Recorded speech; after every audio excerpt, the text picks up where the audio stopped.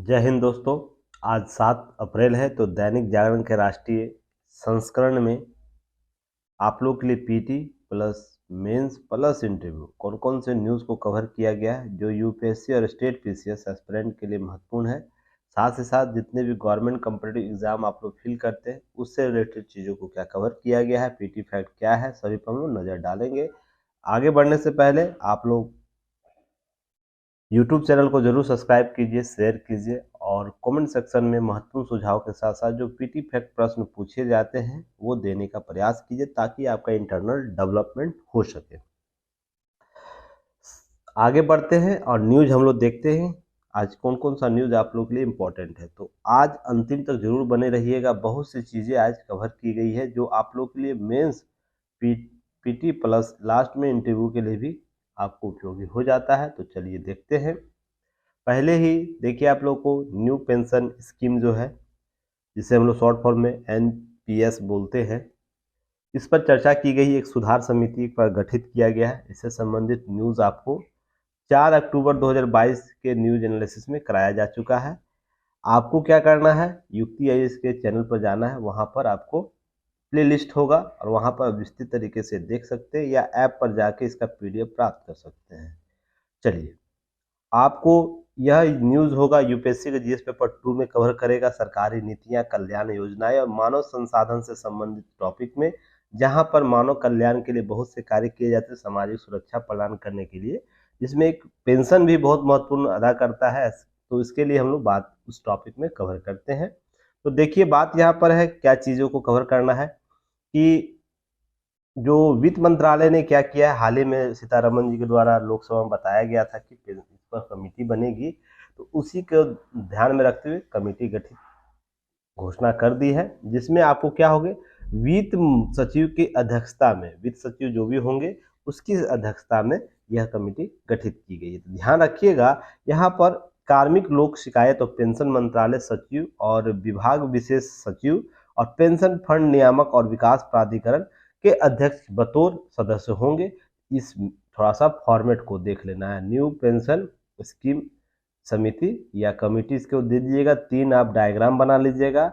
यहाँ पर वित्त सचिव, उसके बाद पेंशन सचिव और उसके बाद व्यय से संबंधित जो सचिव होगा वो आपको आएगा। इसमें आपको फिर पेंशन और जो प्राधिकरण का अध्यक्ष है वो शामिल होंगे। तो 3 लोग शामिल होंगे, दो सचिव आपको कार्मिक और प्रशासन वित्त सचिव जो कहलाते हैं वो, और आपको उसके बाद एक अध्यक्ष के तौर पर। तो इसको डायग्राम बना लीजिएगा।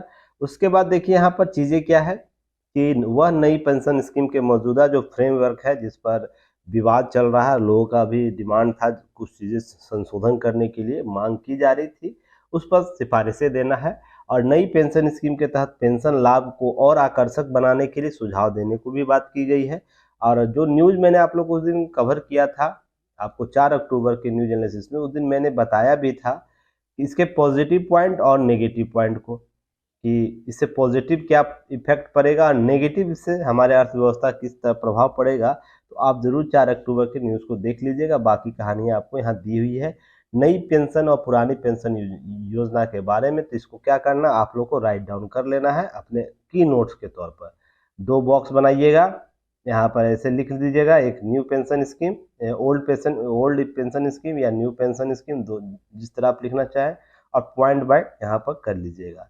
इसमें कुछ विशेष नहीं है और जो भी विशेष बातें की गई है आपको 4 अक्टूबर 2022 में आप जाके एक बार न्यूज एनालिसिस देख लीजिएगा। क्लियर?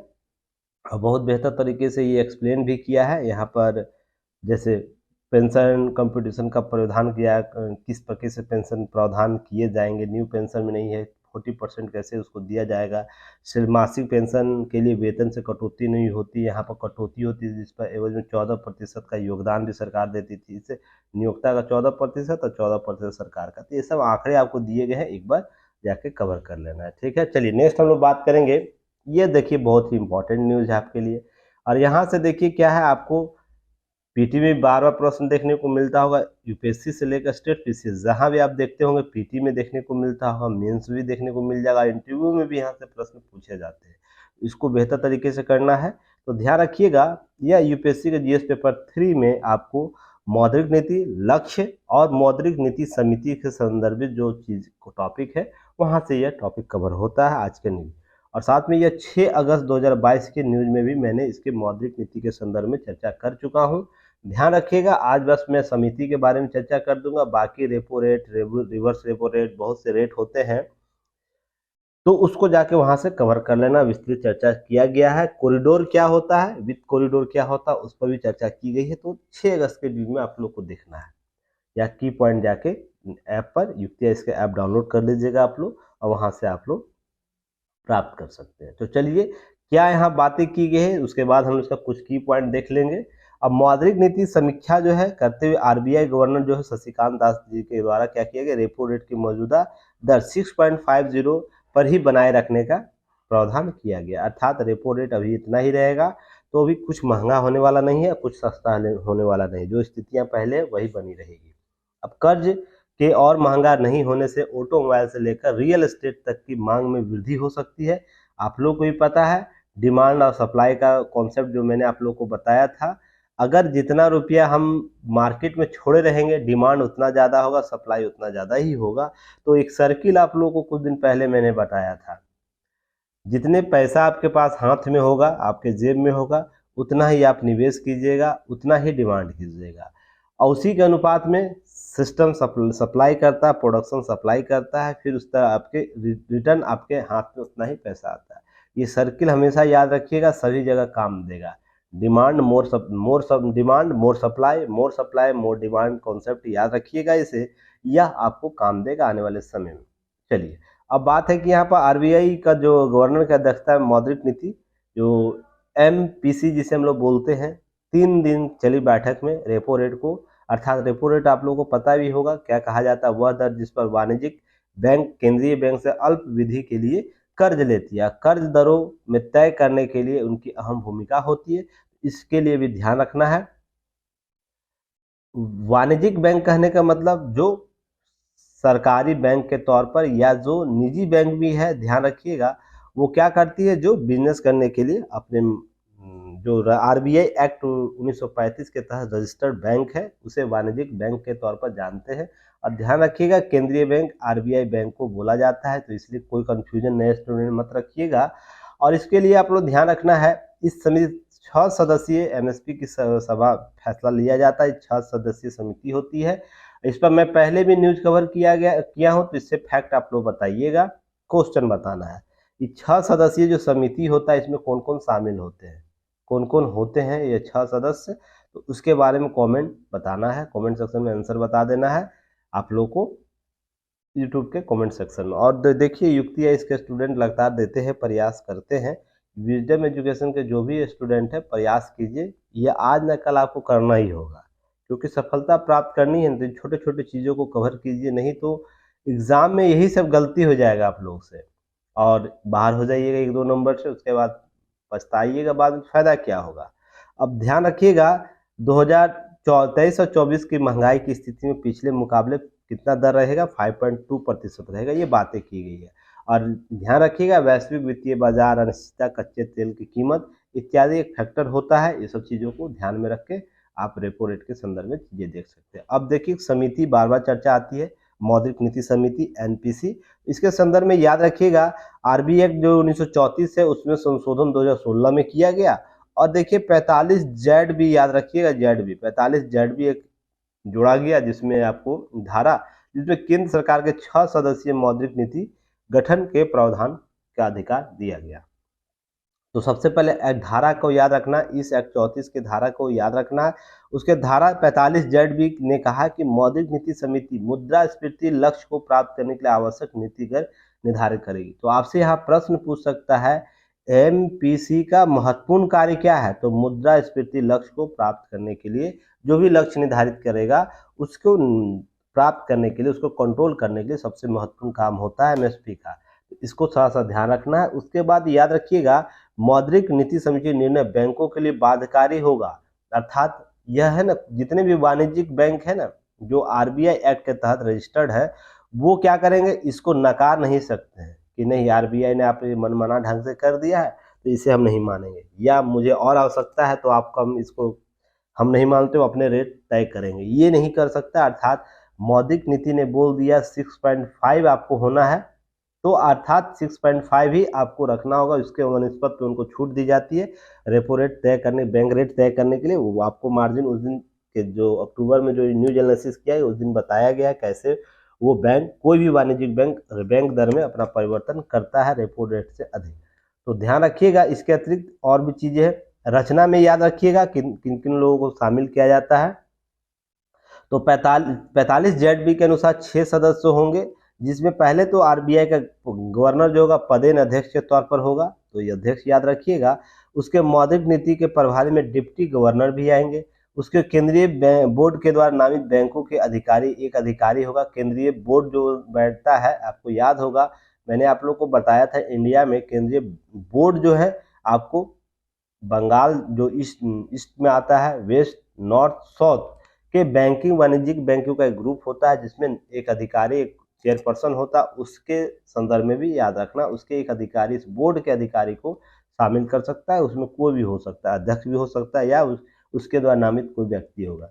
और केंद्र सरकार द्वारा नियुक्त 3 व्यक्ति होंगे, 3 व्यक्ति होंगे, अर्थात केंद्र सरकार के 3 प्रतिनिधि भी इस समिति में शामिल होते हैं। 3 बैंक से होंगे, 3 सरकार से होंगे। इसको थोड़ा सा ध्यान में रखना है, इसको कवर करना है। नोट रखिएगा याद, इस प्रक्रिया के तहत अर्थव्यवस्था, अर्थशास्त्र या बैंकिंग या वित्त मौद्रिक नीति के क्षेत्र में ज्ञान अनुभव रखने वाले सक्षम या निष्पक्ष व्यक्तियों की भी नियुक्ति की जाएगी।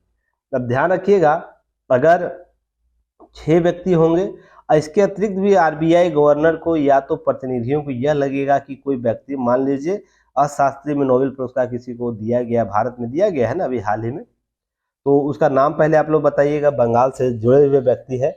अगर चाहेंगे कि मौद्रिक नीति में एक बार उनको बुला के उनके एडवाइजरी को सुना जाए, या इस प्रकार से कोई भी व्यक्ति जो वित्त में अच्छा अनुभव रखता है, वित्त प्रबंधन में, वित्त मौद्रिक नीति में, उनको ना कमेटी एडवाइजरी के तौर पर उन्हें आमंत्रित कर सकती है, उनको बैठकों में शामिल करवा सकती है।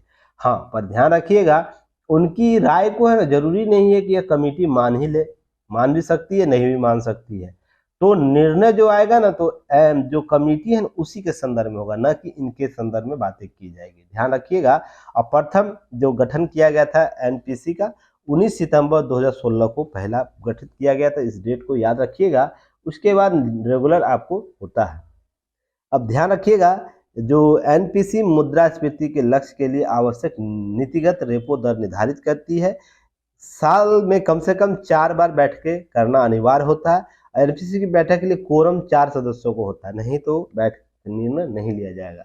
6 में से कम 4 लोगों को शामिल होना है, अर्थात 4/6 का कॉन्सेप्ट होना चाहिए कोरम के लिए। और ये कम से कम कितनी साल में, कम से कम आपको 4 बार इसकी बैठकें होती है। अब इसके बाद याद रखिएगा, प्रत्येक सदस्य एक मत के बराबर होता है उनका। अब मतों की समानता की स्थिति में गवर्नर के पास दूसरा और निर्णायक मत देने का अधिकार होता है। पहले तो 6 लोग जो है वो मत देंगे, अब उसमें मान लीजिए 3-3 का डायवर्सन हो गया, मत बराबर हो गया, तो आरबीआई एक बार दे चुका है, फिर से एक बार देगा निर्णायक मत के तौर पर। अब ये पॉजिटिव में हो सकता है, नेगेटिव में भी हो सकता है, कोई भी मान लीजिए A to Z कोई भी नियम निकाल रहा है नीति के संदर्भ में, उसकी बात हो रही है। अब याद रखिएगा, मौद्रिक नीति क्रियान्वयन कई प्रत्यक्ष और अप्रत्यक्ष नीतियों का उपयोग किया जाता है। तो मैकेनिज्म बहुत है इसके पास, कि कोई भी तरीका अपना सकता है मौद्रिक नीति को कंट्रोल करने के लिए। तो इस समिति को थोड़ा सा अच्छे तरीके से देख लीजिएगा। यूपीएससी इसको बार बार रिपीट करती है, स्टेट पीसीएस भी इसको रिपीट करती है।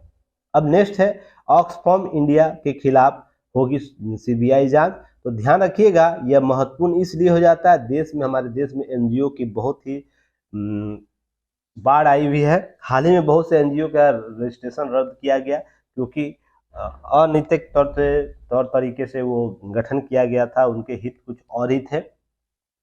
सरकारी फंड को रिलीफ पाने के लिए भी बहुत से एनजीओ का गठन किया गया था। इन सब मामलों को ध्यान में रखना है। तो उसी में कॉन्सेप्ट भी आता है, क्या विदेशी मुद्रा प्राप्त करने के लिए, अंशदान प्राप्त करने के लिए क्या शक्ति उसके पास होनी चाहिए।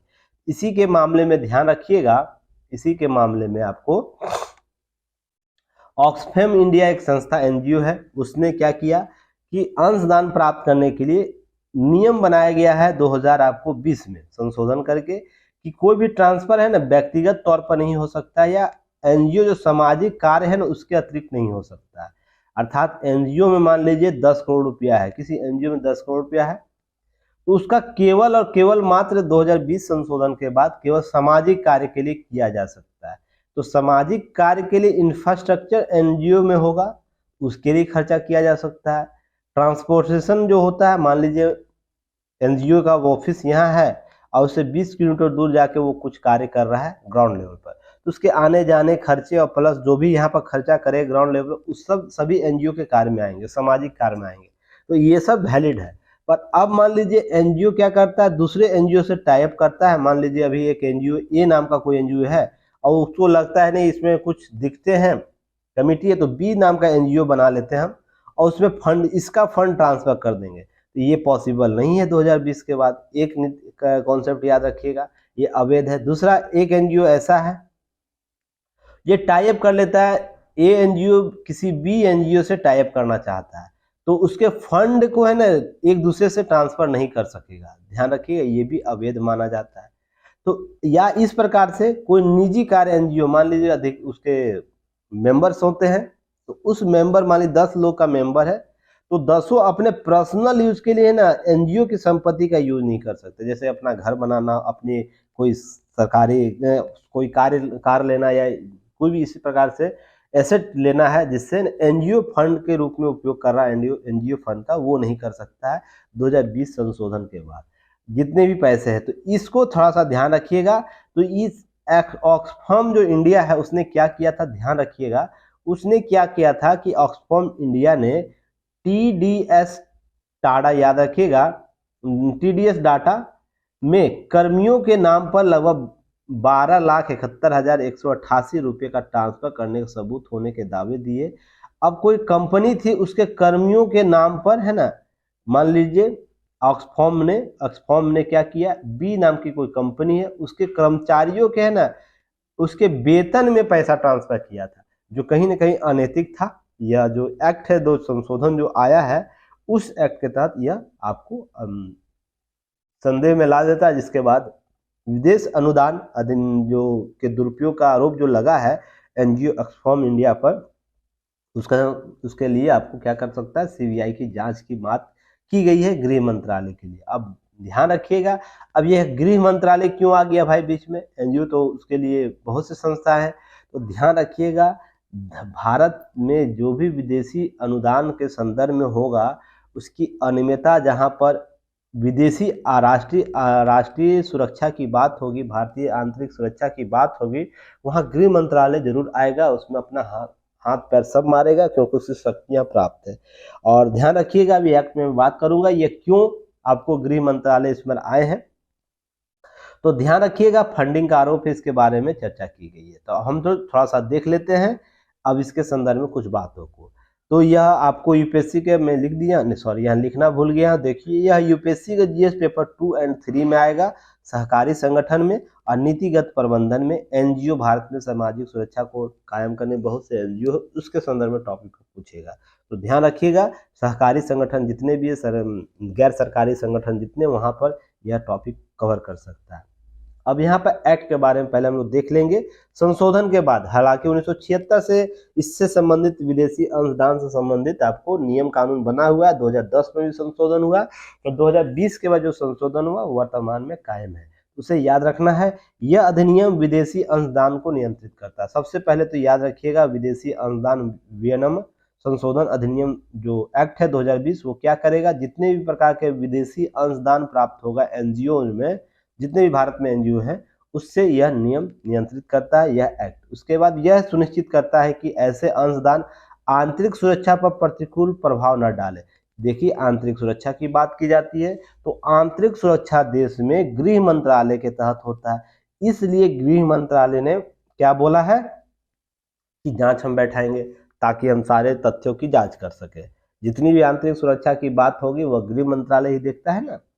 और सर्वप्रथम 1976 में जो एक्ट था एफसीआरए को लागू किया गया था, और 2010 में विदेशी अनुदान को विनियमित करने के लिए नए उपायों को अपनाने का संशोधन किया गया था। एक संशोधन 2010 में और दूसरा आपको 2020 में संशोधन देखने को मिला। उसके बाद ध्यान रखिएगा, मुख्य तथ्य इसका याद रखिए, इस अधिनियम का क्या है, यह है ना, यह अधिनियम विदेशी अंशदान प्राप्त करने सभी संघों, देखिएगा एसोसिएशनों की बात की जा रही है, समूहों ग्रुप्स जितने भी बनाए जाएंगे देश में ग्रुप्स जो इस प्रकार से वर्क करते हैं, या जितने भी एनजीओ होंगे, जिसमें नॉन गवर्नमेंटल ऑर्गेनाइजेशन, एनजीओ गैर सरकारी संगठन, उस पर लागू होंगे। अर्थात जितने भी संघ होंगे सभी पर लागू, जितने समूह होंगे, ग्रुप होंगे, मान लीजिए बहुत से ग्रुप बनाए जाते हैं, उसके बाद कार्य टारगेटेड वर्क किया जाता है, तो जितने भी होंगे वहां पर केवल याद रखिएगा विदेशी अंशदान से संबंधित होगा। तो यहाँ पर ध्यान रखिएगा देशी अंशदान से संबंधित आंकड़ों का जांच नहीं करता है यहाँ पर, यह अधिनियम उसके बारे में नहीं कहता, बस विदेशी अनुदान के संदर्भ में। क्लियर। आगे हम बात करेंगे ऐसे सभी एनजीओ के तहत अधिनियम में तहत स्वयं को पंजीकृत करना अनिवार्य है। तो यह अनिवार्य प्रकृति की है, ध्यान रखिएगा। जो भी एनजीओ है जो विदेशी फंड प्राप्त करता है उसको क्या करना है, इस एक्ट के तहत अपने आप को पंजीकृत कराना अनिवार्य है, नहीं तो रद्द कर दी जाएगी। और इसके लिए रद्द करने का टर्मोलॉजी कितना होता है, 180 डे का होता है। ध्यान रखिएगा, मैं अलग से यहाँ बता देता हूँ। 180 दिन के तहत मान लीजिए आपका कोई एनजीओ है, ए नाम का कोई एनजीओ है, और एक मेरा एनजीओ है बी नाम से, मैं केवल देश में अंशदान लेता हूँ, बाहर नहीं लेता हूँ, तो मुझ पर इस कानून का कोई प्रभाव नहीं होगा। ये है आपका, अगर मान लीजिए विदेशी किसी भी प्रकार का 10 रुपया का अनुदान ही क्यों नहीं लेते हैं, 10,000 का ही क्यों लेते हैं, 10 लाख का ही क्यों नहीं लेते हैं, आपको इस एक्ट के तहत पंजीकृत होना अनिवार्य है, नहीं तो नोटिफिकेशन जाएगा आपको। और शुरुआत में ध्यान रखिएगा 5 हफ्ते तक छूट दी जाती है, उसके बाद 180 डे के दिन आपको निर्णय ले लिया जाएगा आपके बारे में, आपको रखना है या समाप्त कर देना है। उसके लिए ध्यान रखिएगा 180 दिन का एक टर्मोलॉजी यूज किया जाता है, उसका निर्णय लिया जाता है। अब मुझ पर इस पर कोई प्रकार का प्रतिक्रिया नहीं होगा। ध्यान रखिएगा, जैसे ही मैं भी लूंगा, मैं भी एनजीओ के तौर पर अपने एनजीओ में अगर विदेशी अनुदान प्राप्त करता हूँ, मुझे भी इसमें रजिस्ट्रेशन कराना अनिवार्य हो जाएगा। चलिए आगे हम बात करते हैं।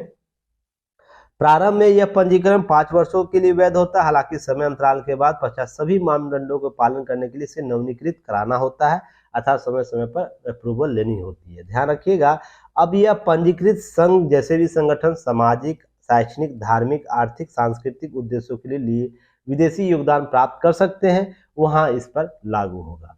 इसके लिए केवल यह मत सोच लीजिएगा सामाजिक कार्य के लिए ही केवल जो एनजीओ गठित है उसके लिए यह कानून काम करेगा।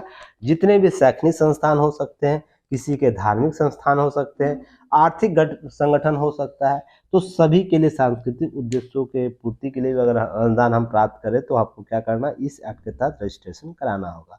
अब याद रखिएगा गृह मंत्रालय द्वारा अधिसूचित नियम 2015, एक नियम आया था 2015 में गृह मंत्रालय, उसमें क्या कहा गया था कि 2015 में गृह मंत्रालय द्वारा एक नियम लाया गया जिसके अनुसार एनजीओ को एक शपथ पत्र प्रस्तुत करने का प्रावधान कराया गया था, अर्थात एफिडेविट करा के शपथ पत्र देना है।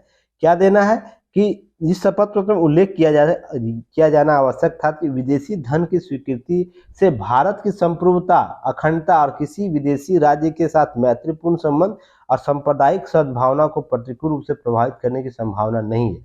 अर्थात आपको यह गारंटी श्योर करना होता था सरकार को कि हम जो पैसे ले रहे हैं 10 लाख, 20 लाख, 50 लाख, करोड़ रुपया, वो किसी भी प्रकार के भारत की संप्रभुता, अखंडता या किसी विदेशी राज्य से मैत्रीपूर्ण संबंध है, तो उसके संदर्भ में ध्यान रखिएगा जो शत्रु राष्ट्र है वो भी उसमें शामिल हो जाता है। सांप्रदायिक जो भी सद्भावना हो गए प्रतिकूल रूप से प्रभावित नहीं हो गए। यहाँ पर हम मान लीजिए इंडिया में ए नाम का कोई एनजीओ है और अमेरिका में कोई है या अरब कंट्री में कोई है, ठीक ना, वहां से हम पैसा ले रहे हैं तो हमको शपथ पत्र देना होगा, या किसी अन्य देश से भी ले रहे हैं तो ये शपथ पत्र इस इंश्योर के तहत करना होगा। इस 3 मानकों को ध्यान में रखिएगा। भारत की संप्रभुता का प्रश्न चिन्ह नहीं आएगा, दूसरा किसी भी देश के साथ द्विपक्षीय मैत्रीपूर्ण संबंध, उसमें कोई खटास नहीं आएगा, ठीक ना। अब ऐसा नहीं कि आप अरब कंट्री में ऐसे देशों से आप फंडिंग ले लीजिए जो अरब में है ना वो अनलीगल है, अरब उसे बैन लगाए हुए या अमेरिका उसे बैन लगाए हुए और आप उसे ले ले रहे हैं, तो भी हमारे द्विपक्षीय संबंध खटास में आएंगे, तो इसलिए आप नहीं ले सकते। शत्रु देश होता है, जैसे पाकिस्तान शत्रु देश के संदर्भ में अभी गिना जाता था, तो उससे भी हम लोग नहीं ले सकते। तो इस सब चीज़ों को ध्यान रखना है, कवर रखना। और सबसे इम्पोर्टेंट है, आप ऐसे किसी भी संस्था से या किसी भी देश से नहीं ले सकते जिससे सांप्रदायिक सद्भाव जो हमारे देश में बना हुआ है वो उस पर प्रतिकूल प्रभाव पड़े। यह सबसे इम्पोर्टेंट फैक्ट है, इस एक्ट को आपको ध्यान में रखना। 2015 का गृह मंत्रालय का अधिसूचना। सारी कहानियां होने के बावजूद भी आपको ये 2015 का जो है ना शपथ पत्र देना ही होगा, नहीं दीजिएगा तो बहुत से आपको क्रिया प्रतिक्रिया कराई जाएगी। अब याद रखिएगा, विदेशी जो अनुदान प्राप्त करने के लिए सभी एनजीओ ऐसे राष्ट्रीयकृत निजी बैंकों खातों का संचालन कराना होगा। उसके पास वास्तविक समय आधार पर सुरक्षा एजेंसियों तक पहुंच उपलब्ध कराने के कोर बैंकिंग सुविधा होगी उपलब्ध। अर्थात हम अंशदान प्राप्त करेंगे ना, तो हमारे पास एक बैंक होना चाहिए, राष्ट्रीयकृत या निजी बैंकों का खाता संचालन एनजीओ के पास होनी चाहिए, और उसके लिए कोर बैंकिंग सुविधा उपलब्ध कराएंगे। मान लीजिए हमारा राष्ट्रीय एजेंसी अगर कभी डिमांड करेगा तो हम इस कोर बैंकिंग की सुविधा से उसे सारे डाटा को रिलीज करवाएंगे, बात करवा देंगे, दिखा देंगे, भाई देख लो मेरा चिट्ठा सही है या गलत है। इसलिए सीबीआई अब जांच करेगी, इसी चिट्ठा को ताक देखेगी कहाँ कहाँ इसके तार जा रहे हैं, उसके बाद इसके संदर्भ में कुछ चीजें अब इसके अतिरिक्त ध्यान रखिएगा, विदेशी अंशदान प्राप्त करने का अन्य विकल्प क्या है एनजीओ के पास या संगठन के पास या एसोसिएशन के पास, तो उसको ध्यान रखिएगा। पूर्व अनुमति का नियम याद रखिएगा।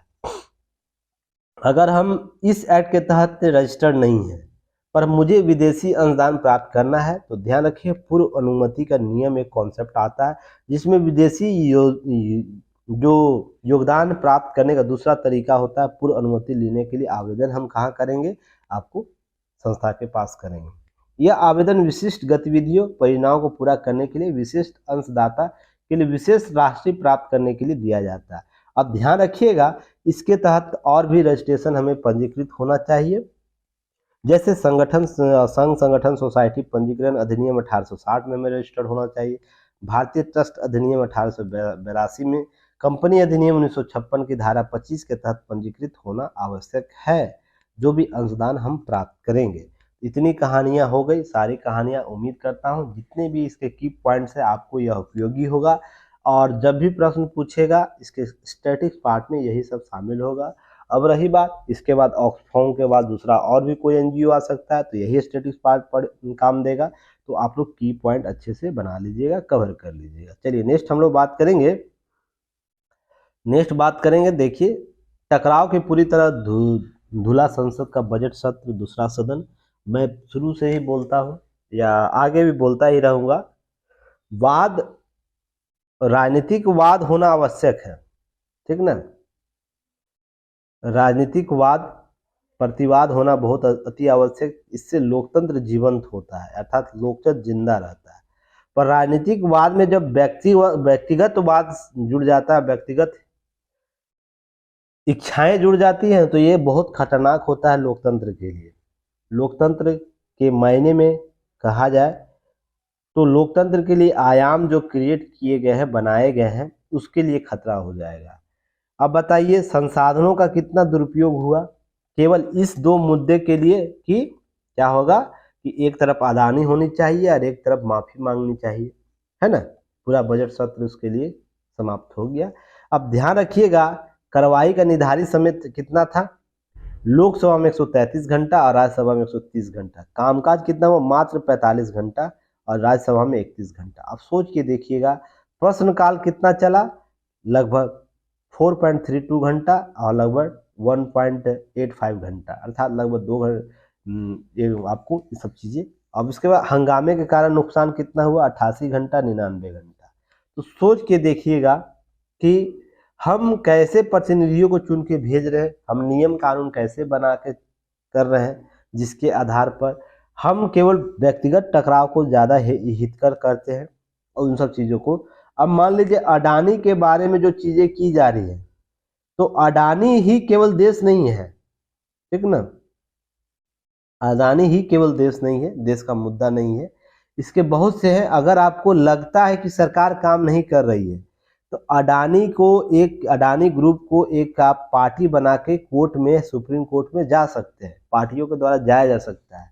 उनको पता है इन सब चीज़ों को लेकर कि अनियमितता कर रही है, देश में अनियमितता ही इनके द्वारा किया गया है, उन पर फर्जरी का केस दागा जा सकता है, किया जा सकता है, ऐसा है प्रावधान कानूनों में।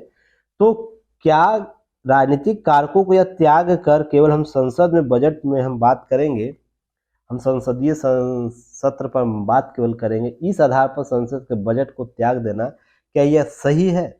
सोचने वाली और विचारने वाली बात है। हम इसे अन्य तरीकों से भी सॉल्व करवा सकते थे।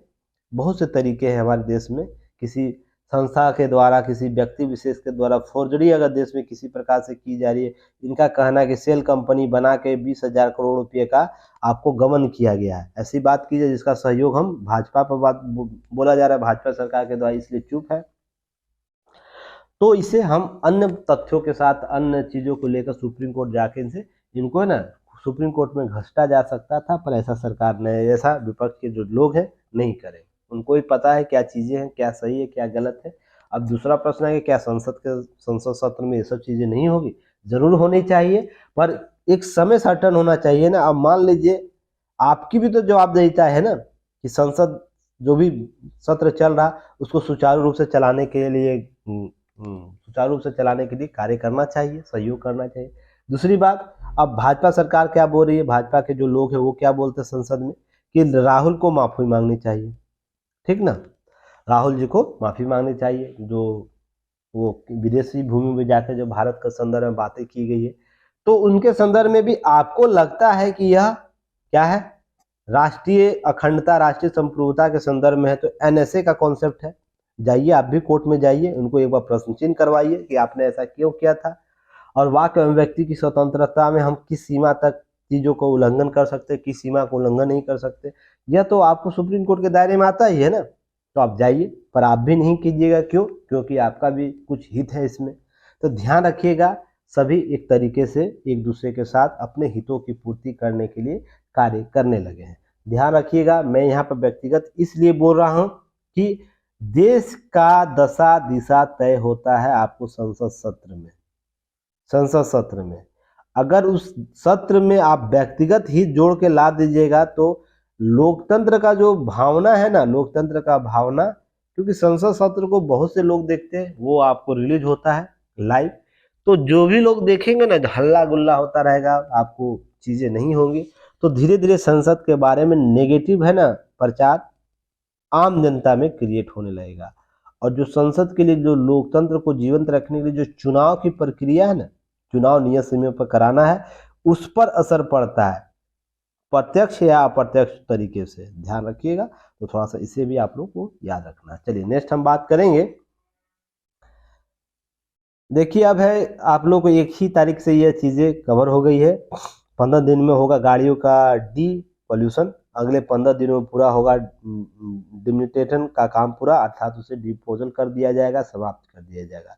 इसके बारे में आपको ये कॉन्सेप्ट थोड़ा सा देख लीजिएगा, पहले भी मैं चर्चा कर चुका हूँ जब ये एक्ट आया था। यहाँ डेट मेंशन करना मैं भूल गया हूँ, जब मैं आज की सूची डालूंगा टूडेज टॉपिक, वहाँ पर लिंक शेयर कर दूंगा, आप लोग देख लीजिएगा।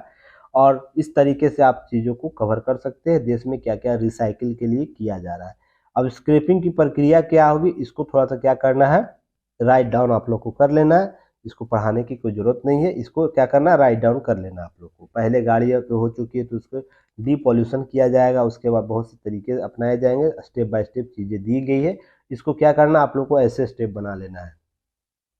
एक स्टेप में यहाँ लिख देना, फिर एक एरो बनाना है, दूसरा स्टेप लिख देना है, ठीक ना, फिर दूसरा है वो तीसरा, ऐसे ही बढ़ते जाना है स्टेप जब तक समाप्त ना हो जाए। नीचे ही जाइएगा, ऊपर मत घूम जाइएगा, या आप ऐसे भी बना सकते हैं, एक स्टेप ऐसे, दूसरा स्टेप ऐसे, तीसरा स्टेप ऐसे, चौथा स्टेप ऐसे, ऐसे है ना, एक दूसरे से मोड़ के बीच में ला सकते हैं स्क्रैप नीति, और सभी को कनेक्ट कर सकते हैं। आप डायग्राम पाई चार्ट बनाने सीखिए ताकि अधिक से अधिक अंक प्राप्त किया जा सके। चलिए नेक्स्ट हम लोग बात करेंगे आगे। देखिए हिंद प्रशांत पर जापान का विजन किया साझा भारत, बातें की जा रही है क्या, उससे पहले ध्यान रखिएगा ये यूपीएससी के जीएस पेपर 2 में कवर करेगा। 2 में कवर करेगा तो इसको किस तरीके से, भारतीय हित और समझौते के संदर्भ में, और यह 2 और 4 सितंबर 2022 के न्यूज़पेपर में बेहतर तरीके से एनालिसिस किया गया है। टॉपिक्स आपको दे दिया गया है, तो क्या करना है, विजडम एजुकेशन के स्टूडेंट हो या युक्ति आईएएस के, जो पेड ग्रुप में है उनको जाके पीडीएफ केवल देख लेना है, और जो फ्री देखते हैं तो वीडियो जाकर प्लेलिस्ट में देखिएगा 4 और 7 सितंबर 2022 का, 2022 दैनिक जागरण न्यूज़पेपर एनालिसिस 2022 का एक प्लेलिस्ट होगा, उसमें जाके आप प्ले लिस्ट में आप इस न्यूज़ को सर्च कीजिएगा, वहाँ पर टॉपिक मिल जाएगा, देख लीजिएगा। क्लियर?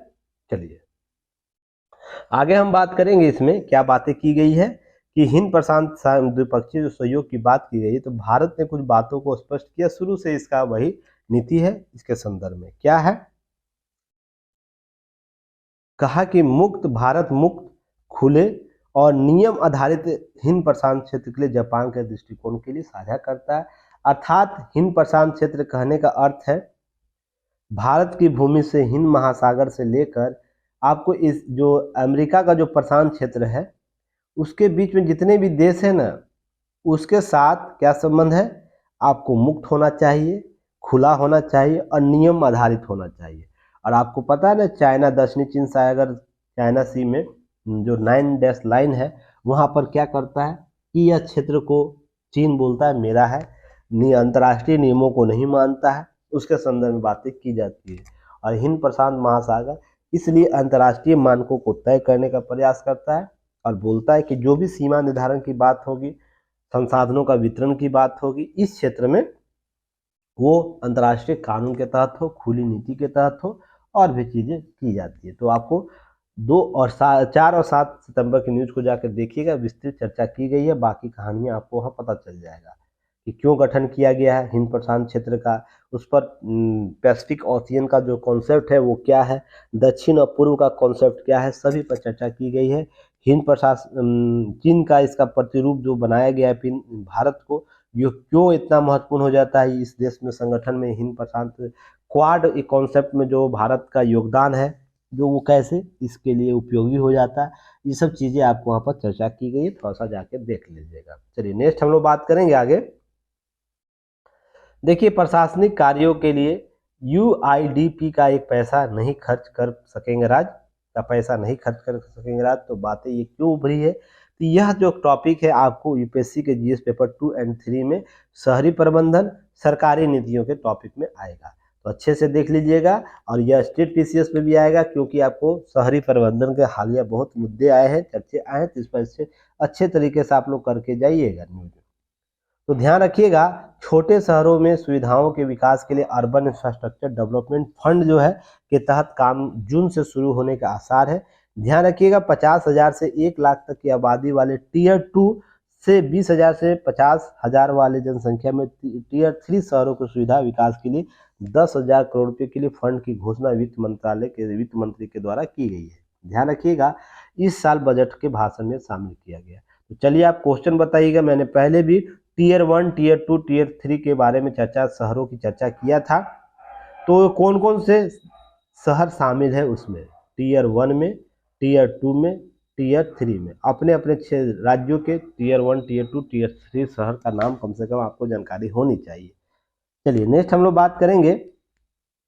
इसमें बातें की गई है फंड के तहत जो मूलभूत सुविधाओं के विकास सबसे अधिक ध्यान दिया जाना चाहिए, दिया जाएगा इस फंड के संदर्भ में, ध्यान रखिएगा। और वे शहरों का कूड़ा निस्तारण, साफ सफाई और पानी जैसी सुविधाओं के लिए यूजर चार्ज मॉडल को तेजी से आगे बढ़ाने की कोशिश करेगा। यहाँ पर बातें की गई इस फंड के रिलीज के संदर्भ में, जो 10,000 करोड़ दिया गया है ना उसके लिए।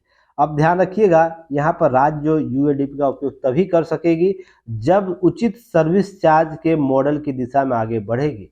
और कुछ इसी तरह के संकेत वित्त मंत्री ने भी दिए थे। आपको हाल ही में याद होगा एक कार्ड जारी किया गया था जिसको म्युनिसिपल बॉन्ड कहा जाता था। म्युनिसिपल बॉन्ड की दिशा में आगे बढ़ने के लिए जो प्रोत्साहित किया जा रहा है, इसके लिए सब गतिविधियां डेवलप की गई है ताकि हम फंड को बेहतर तरीके से रिलीज कर सकें। नहीं होता क्या था कि अर्बन इंफ्रास्ट्रक्चर डेवलपमेंट फंड के तहत जो भी चीज़ें दी जाती थी वो सर अनियमितता अपना के उसको सही से यूज नहीं किया जा सकता। अब उन्हीं को दिया जाएगा जो सर्विस चार्ज के मॉडल की दिशा में कार्य करेगा। आपको याद होगा मैंने हाल ही में कुछ मॉडल की बात की थी, है ना, अर्बन क्षेत्र में जैसे शहरी प्रबंधन के लिए मैंने कुछ मॉडल की चर्चा की थी, याद रखिए। उस मॉडल को थोड़ा एक बार जाकर देख लीजिए, लास्ट वीक के न्यूज एनालिसिस में किया गया, उसे देख लीजिएगा, कवर हो जाएगा।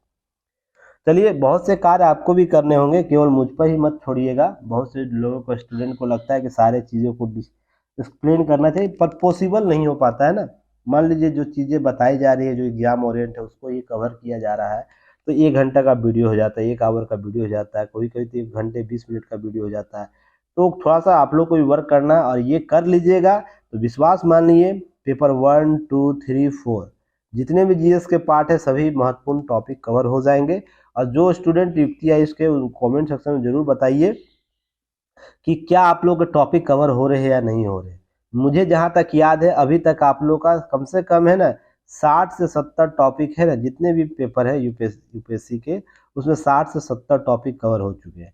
अब मुश्किल से आपको कितना है 90 से 80 से 19 टॉपिक है आपको यूपीएससी में जो आपको एग्जाम ओरिएंट है।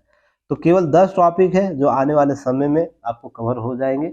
बस क्या करना है कि जो की नोट्स दिया जा रहा है ऐप पर उसे अच्छे से रिवाइज करते रहिए। अब ऐसा मत सोचिएगा कि एक बार हो गया 150 पीडीएफ मिल गया है तो उसको केवल पढ़ के एक बार देख लेंगे और इसको कवर कर लेंगे, ऐसा बिल्कुल मत दिमाग में रखिएगा। जितने दिन आप लोगों को न्यूज मिल रहा है उसको हर दिन पलटिए। एक पीडीएफ को 10 बार 20 बार देख लीजिएगा ना तो उसके जितने भी डायग्राम से डायलेमा से चीज़ें कवर की गई वो याद हो जाएगी आपको। और जो चीज़ें दिमाग में रहती है ना वही आप लोग एग्जाम हॉल में उतार पाइएगा। नहीं तो बस पढ़ के जाइएगा, लिखना कुछ है लिख के कुछ और आ जाइएगा, बोलिएगा नंबर नहीं मिलेगा। आप बस इस फॉर्मेट पर तो चलिए तो समझ में आएगा कितना इसका इनपुट आउटपुट आपको समय आने पर पता चल जाएगा। अब याद रखिएगा डॉक्टरों की कमी चिंता का विषय है। यह डॉक्टर डे आज हम लोग मना रहे हैं, सबसे पहले हार्दिक बधाई आपको। पर मैं इन सब चीज़ों पर विश्वास नहीं करता हूँ कि हार्दिक बधाई दे देने से, मदर डे मनाने से, फादर डे मनाने से या सिस्टर डे मनाने से या वैलेंटाइन डे मना लेने से ही केवल हम अपनी जिम्मेदारी और अपने एहसास को है ना कायम कर सकते हैं। आप पर डे आप डॉक्टर डे मना सकते हैं, पर डे जो भी मैंने नाम लिया उसको मनाइए। अर्थात अपने जीवन में ईमानदारी और उत्तरदायित्व को लाइए। आपका पर डे ऐसा है ना दिवस बनेगा। और ईमानदारी नहीं रहने के बावजूद भी अगर जवाबदेहिता नहीं है, उत्तरदायित्व नहीं है तो कितना भी डे मना लीजिए वो सब बस कहने वाली बात हो जाएगी। आप में वजन नहीं रहेगा। तो ध्यान रखिएगा ये सब चीज़ें ध्यान रखने आपको अलग भी बातें। अब यहाँ पर डॉक्टर डे के बारे में समझ के देखिएगा क्या है कि WHO का आंकड़ा यह बोलता है। सबसे पहले तो आप बताइए मुझे, सॉरी WTO नहीं, WHO का आंकड़ा होना चाहिए, कहाँ गया, एक सेकंड। अच्छा इसका दिया हुआ, सॉरी हो जाता है कभी कभी मिस्टेक, मुझे लगा WHO ने आंकड़ा दिया है, कोई बात नहीं चलिए। आर्थिक सहयोग और विकास संगठन है जिसे हम लोग OECD बोलते हैं। और आप जाइएगा डिकोड सीरीज में आपको इसके संस्था के बारे में विस्तृत चर्चा की गई है। युक्ति है इसके डिकोड सीरीज चलता है, उस पर जाके देख लीजिएगा। यूएन के जितनी संस्था हैं उसमें इस संस्था का भी चर्चा किया गया, तो आप लोग वो विजिट करके चीज़ों को देख सकते हैं। इस संस्था ने क्या बोला, डाटा जारी किया और बोला क्या कि भारत में प्रति 1000 व्यक्तियों पर डॉक्टरों की औसत जो संख्या है केवल 0.9 है।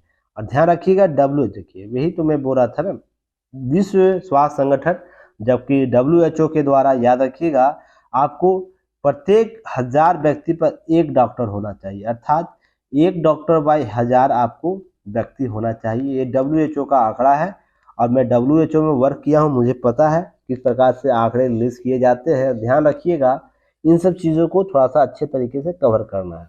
क्यों आंकड़ों को मैं बोल रहा हूँ, आंकड़ों के आधार पर ही हम किसी के ना तथ्यों का मूल्यांकन कर सकते हैं कि आप की वास्तविकता क्या है। मान लीजिए आप बोलते हैं बहुत अच्छे स्टूडेंट हैं, ठीक है ना, बहुत अच्छे स्टूडेंट हैं, डेली आप चीज़ों को कवर करते हैं, बहुत अच्छे से चीज़ों को समझा पाते हैं, पर एग्ज़ाम में आप बार बार है ना फेल हो रहे हैं। इसका मतलब आप में क्या है, समझ में कमी नहीं है, आपको नीतिगत रूप से न चीज़ों को उतारने की क्षमता डेवलप नहीं हुई। तो यह दर्शाता है कि आंकड़े यह बता रहा है कि आपके स्ट्रेटजी पार्ट में आपको चेंज करना होगा कि जिसमें हम डिलीवर सही तरीके से कर सके। तो आंकड़े बहुत इंपॉर्टेंट होते हैं। हमारे ड्रॉबैक कहाँ है वहाँ समझाता है कि ड्रॉबैक कहाँ पर है। तो देख लीजिए जिस देश की जनसंख्या लगभग 1 अरब 40 करोड़ के आसपास पहुँच गई है, हम वहाँ पर 0.9 रखे हुए, अर्थात 1000 व्यक्ति पर आपको कितने डॉक्टर हैं, एक भी डॉक्टर उपलब्ध नहीं हो पाते हैं। अर्थात यह आंकड़ा भारत में ज़्यादा बढ़ जाता है तब एक डॉक्टर आएगा। अब ध्यान रखिएगा सॉरी अब इस आंकड़े को इस तरीके से देखिएगा कि भारत में कमी क्यों है, तो भारत में जीडीपी जो है उसके कुल बजट का 2.1% खर्च किया जाता है स्वास्थ्य सेवाओं में। ये सबसे बड़ा कारण होता है, क्योंकि वित्त रहेगा तभी तो हम अन्य व्यवस्थाओं पर काम कर सकेंगे, इनका इंफ्रास्ट्रक्चर डेवलप करेंगे, नियुक्तियां कर पाएंगे और भी चीज़ें इसके कर पाएंगे, तो इंफ्रास्ट्रक्चर डेवलप होगा। साथ में देश भर में कम चिकित्सक शिक्षण संस्थान है, मात्र आपको देखिए मेडिकल कॉलेज 619 है, जिसमें सरकारी आपको 340, बाकी सारे निजी हैं।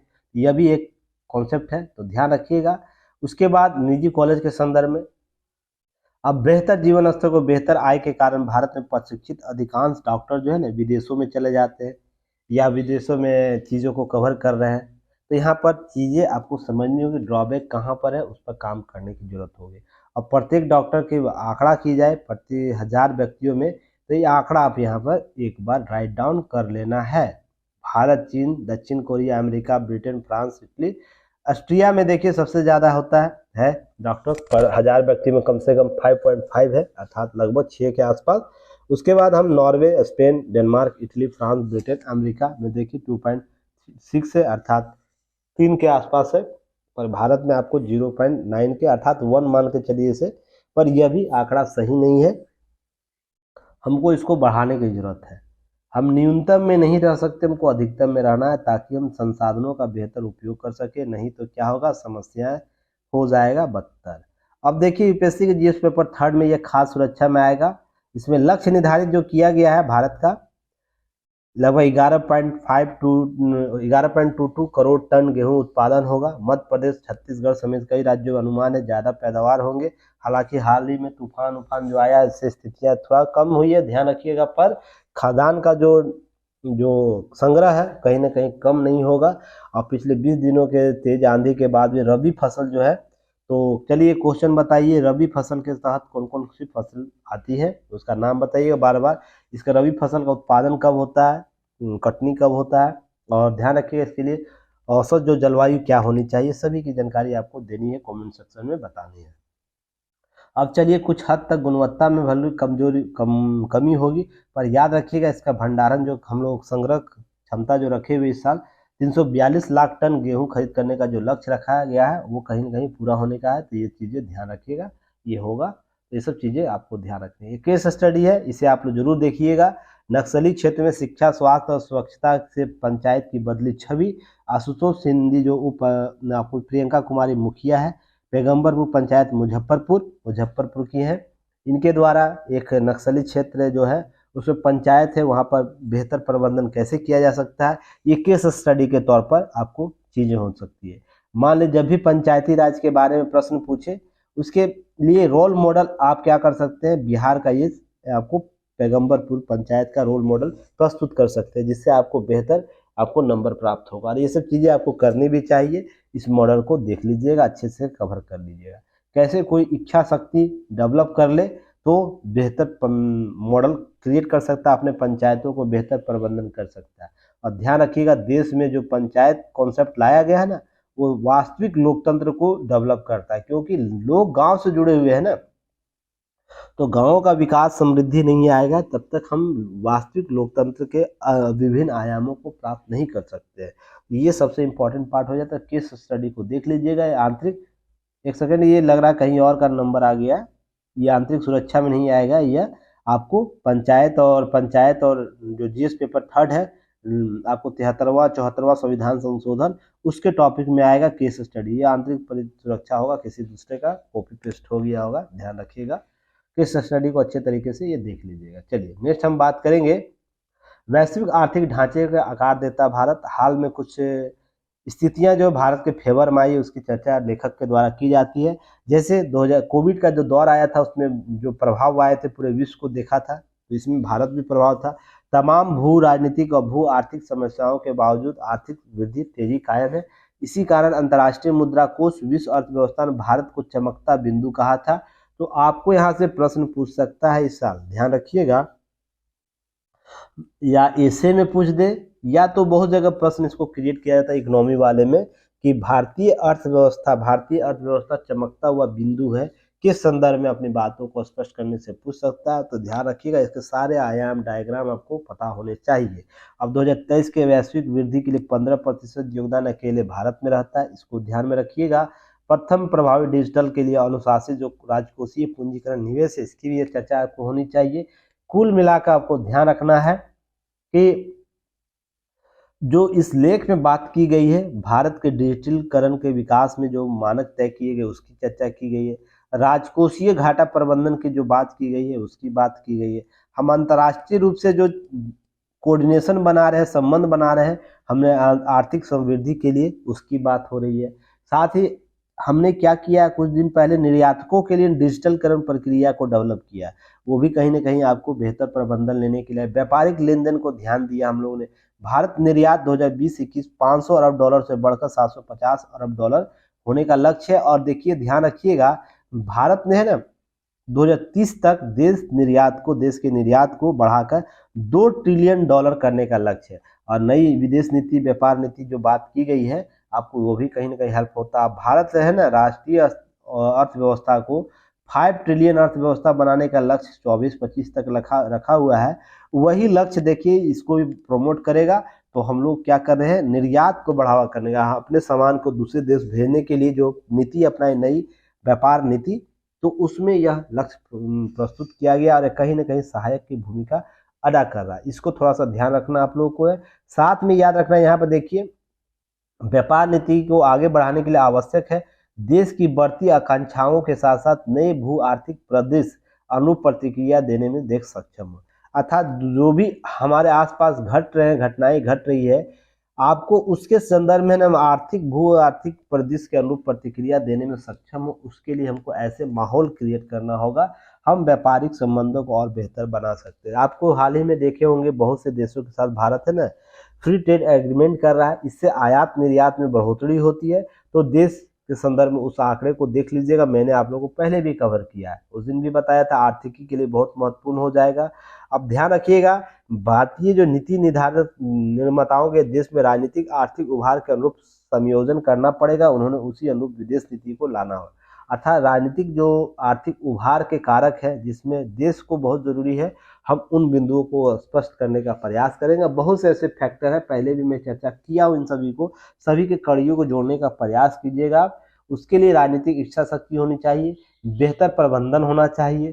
साथ में हम लोग विभिन्न देशों के साथ जो फ्री ट्रेड एग्रीमेंट कर रहे हैं उसका समायोजन बेहतर तरीके से होना चाहिए।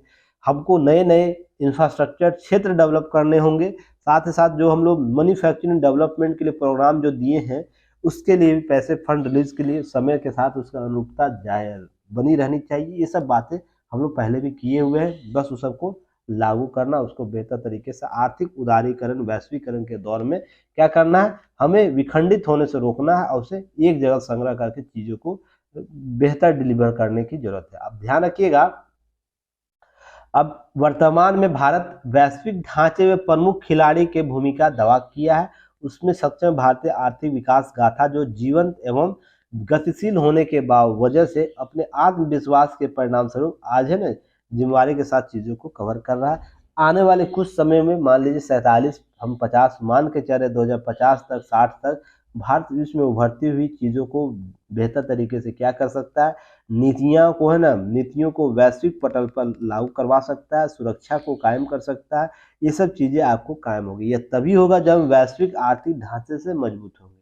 जैसे भारत बार बार बात कर रहा है ना कि हमें वैश्विक नेतृत्व में यूएन में क्या करना, हमको सुरक्षा प्रदान करो, क्या करें, सुरक्षा परिषद में अस्थायी सदस्यता दो। तो उसके संदर्भ में तभी हम इन सब चीज़ें और बेहतर तरीके से ला पाएंगे जब हम विश्व में एक वैश्विक ग्लोबल आर्थिक तंत्र के रूप में विकसित कर पाएंगे स्वयं को। अर्थात मान लीजिए अभी 5 ट्रिलियन अर्थव्यवस्था हम लोग अभी बनेंगे कब, 24-25 तक, 25 तक मान लीजिए बन गए।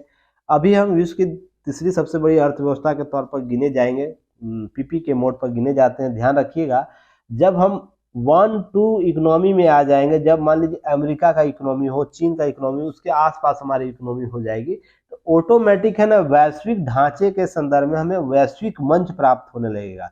और यही हमें हमारे सशक्त देश के लिए पहचान होगा कि हम वर्ल्ड पॉलिटिक्स को है ना अपनी नीतियों से, अपनी सुरक्षा जो गारंटी है, उसके आधार पर हम वर्ल्ड को देने लगेंगे तो वैश्विक आर्थिक मंच हम प्रदान होंगे, जिसके आधार पर भारत एक सशक्त राष्ट्र के रूप में उभरेगा।